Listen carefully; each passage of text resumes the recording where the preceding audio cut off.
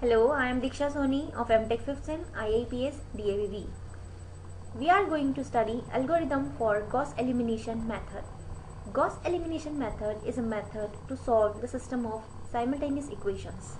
So, in this algorithm, सबसे पहले हम लोग हमारी इक्वेशंस यूज़र से एंटर करवाएंगे. Equations in the form of matrix. हम लोग इक्वेशंस को in the form of matrix देखेंगे जिसमें नंबर ऑफ इक्वेशंस डिनोट होंगी n से.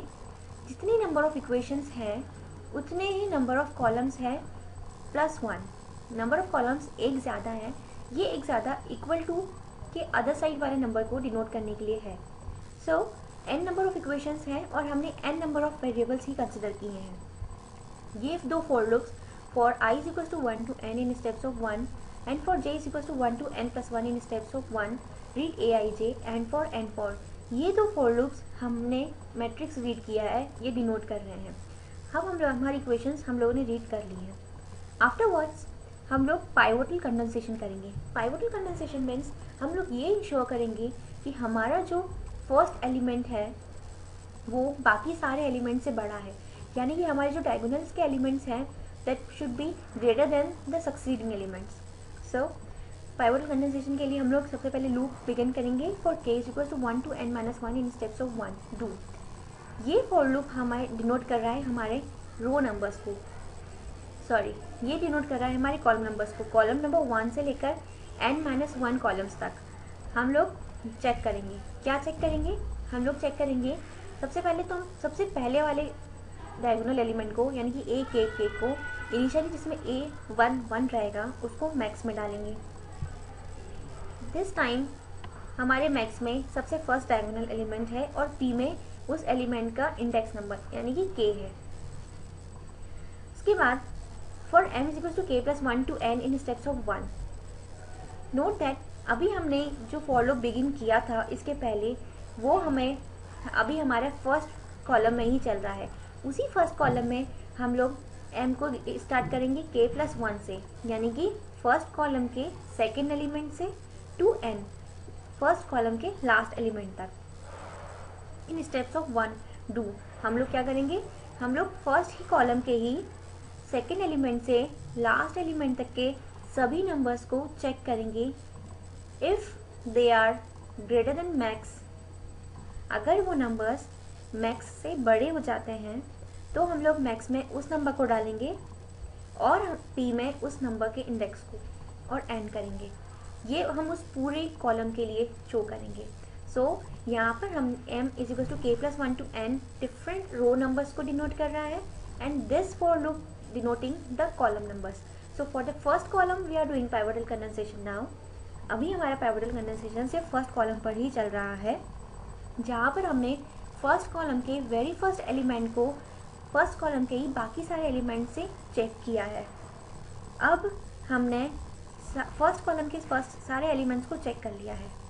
अब हम लोग देखेंगे if max is less than और इक्वल्स टू e. हमने उन सारे एलिमेंट से बड़ा या छोटा है ये तो देख लिया है.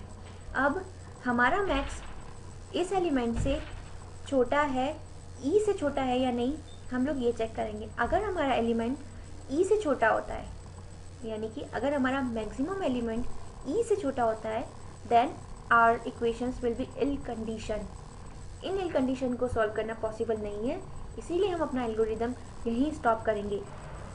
Otherwise else if p is equal to k, अगर हमारा एलिमेंट k के इक्वल ही आ जाता है यानी कि हमारा मैक्सिमम वाला एलिमेंट फर्स्ट एलिमेंट ही है तो हम लोगों को पाइवोटल कंडेंसेशन करने की ज़रूरत नहीं है and then we will jump to the forward after this pivotal condensation loop. Afterwards we will do for q is equals to k to n plus 1 in steps of 1 do. What we will doing here till now हमने pivotal condensation कर लिया है. अब हमारे पास में हमारा maximum element सबसे पहले है, उसके बाद उससे छोटा एलिमेंट है और उसके बाद उससे छोटा एलिमेंट है. अब हम लोग जो हमारा मैक्सिमम एलिमेंट है उसको सबसे फर्स्ट इक्वेशन पर लाएंगे और जो हमारा छोटा एलिमेंट है उसे सक्सीडिंग इक्वेशंस पर लाएंगे. So for q is equal to k to n plus 1 in steps of 1, k to n plus 1 denoting the column numbers from K, the column which we are examining for the pivotal condensation, to n plus 1, to last column. In steps of 1, what we will do, we will swap the equations. temp में assign करेंगे हम लोग ए के Q में assign करेंगे हम लोग A P Q, and A P Q में असाइन करेंगे हम लोग टेम्प। ए के क्यू हमारा करंट एलिमेंट था जिसे हम लोग चेक कर रहे थे, उसे हमने टेम्परेरी वेरिएबल में डाला। जो हम लोग चेक कर रहे थे ए के क्यू, उसमें हम लोगों ने ए पी क्यू यानी हमारा मैक्सिमम एलिमेंट डाला, एंड ए पी क्यू जो हमारा मैक्सिमम एलिमेंट की जगह पर था, उसमें हम लोगों ने टेम्परेरी वेरिएबल यानी कि हमारा करंट एलिमेंट डाल दिया। And for this for loop ends, इसका मतलब ये हुआ जो हमारा मैक्सिमम एलिमेंट आया उसे हमने सबसे पहले वाली इक्वेशन से स्वैप करा दिया, बिकॉज अभी तक हम लोग सिर्फ पहले वाली इक्वेशन के पहले एलिमेंट को ही चेक कर रहे थे। जो भी हमारा पहले कॉलम में जो भी सबसे बड़ा एलिमेंट आया, उस फुल रो को हम लोगों ने स्वैप कर दिया फर्स्ट वाली रो से। Now going forward, after that for I is equals to k plus 1, this for loop ends. After that, for I is equals to k plus 1 to n, any steps of 1 do.